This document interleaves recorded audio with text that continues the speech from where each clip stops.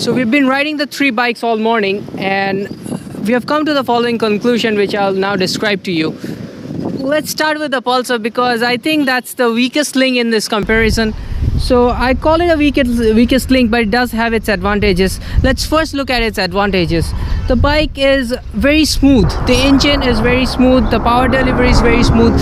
Pulsars have always had that rough power delivery, which was enjoyable to some, but it has changed completely with the new generation's AS150. It's actually so smooth that I sometimes feel that it is like it could have been having a little bit more grunt.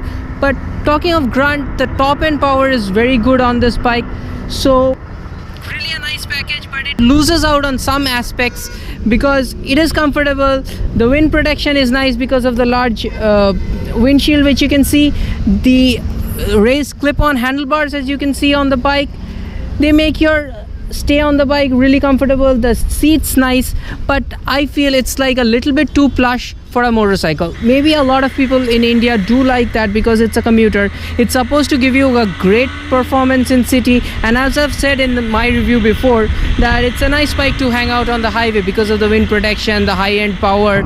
Like the top end is pretty strong. It goes up to around 130 kilometers per hour. That's speedo indicated, by the way. So when you're looking at the Pulsar, there's like, what doesn't come with me is like, I'm sitting on top of the bike. I'm not getting into the bike. I'm not really feeling connected with the bike in the corners. The tires are slim, you know, they're really slim, and what that does is it gives the bike less front end stability. The rear tire is also thinner than the most of the the comparison bikes, the two other bikes, the Hornet and the Gixxer.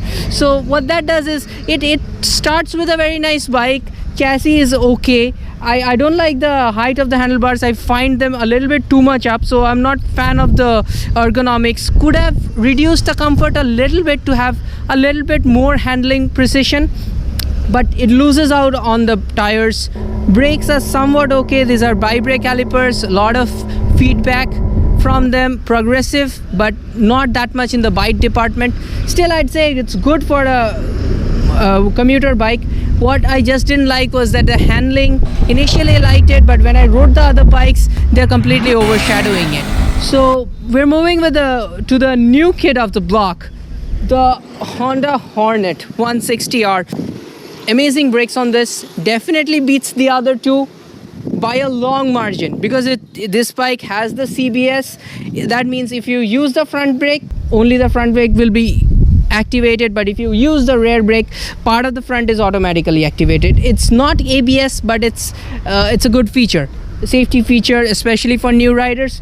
But even if you leave the ABS apart or the CBS apart, it's got the best brakes, because the only bike in this comparison to have rear disc brakes, and it's a big rear disc at the rear end of the bike. Nissan calipers doing an extremely good job, and I'm really happy with the 276. I think it has 276 discs up front, and the performance of the brake is absolutely stunning. I mean, even the Gixxer owner, we have taken feedback from all of the riders today, and what I find is on the braking department, Hornet is a clear winner, and it's a clear winner by a mile. Now, comparison of the three powers, the power comparison, Hornet's doing about up to 100 very fast, and the power is not that much there till the 5000 rpm. Then it goes pretty strongly and it reaches 100 kilometers per hour speed.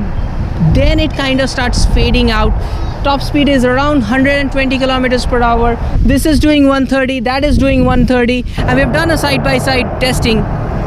That's just not keeping up in the top speed. Wouldn't be much of a problem, because if you're cruising around at 100 kilometers per hour speed, excellent bike to do that on.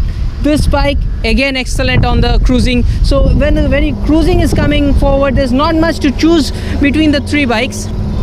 I'd say all the three bikes are evenly matched. These two have better aerodynamics, so I'm gonna give it to these two guys when it's cruising on the highway, especially the Pulsar. But when you want to talk about handling, this goes to the bottom of the rank. The Gixxer, I was extremely impressed by the handling, but today the Hornet seems to match it. I mean, it doesn't have the front end fairing weight, so it's more of a balanced bike, but the front end stability, the cornering into the corners, I was getting so much feel and feedback from the front end that I could very comfortably sit there within the corner, and I had the bike really knows how to hold its line. Now talking about the ergonomics, best comfort, second best comfort, and probably the third best comfort. This is comfortable, a lot more comfortable. If you're looking at this, I'd say reasonably good. That one sporty but doable. So not much to choose between these bikes. In the comfort department, this one wins. In cruising department, Pulsar gets a winning verdict, but Gixxer is right up there. Looks wise, we have to talk about the looks a little bit. Hornet, for a naked bike, it looks glorious. Gixxer's got the fairing advantage, and so it gets the best looking bike according to me. But Hornet's really, you move in closer to the bike, the bits and pieces, the finishing is top notch. It beats the Gixxer there. But the Gixxer, if you're looking from the far away, or if you're looking this bike on the road, the Gixxer seems to have more road presence. The Hornet, well, closer up it's prettier. From far away it's not bad looking, you can see it for yourself, but I think Gixxer gets the best looks, Hornet gets second. And when you're talking about the negatives of the bike, Gixxer, hard gearbox, and I feel a little bit like there are some sort of gaps in the finishing, so fit and finish wise it has a little bit of a problem. Not much, but yes, it is built on a budget, and in some corners you see that. Apart from that, the bike's great, but the gearbox lets it down. The braking is not as good as the Hornet. It is a good braking system though, I wouldn't say nothing bad about it. Hornet overall, hard to find faults with this bike. Strong vibration on the right foot peg, above 100 kilometers per hour speed. Below that, not much to find faults with this bike. That's the only thing bad actually we could find about this bike. So I guess we'd have to choose an overall winner, and I would pick the Hornet because it has got the balance of comfort, extreme handling in the corners, overall good looks, so it gets my choice. But the Gixxer is right behind that. The Hornet, it takes it by that gearbox, the smoothness, everything.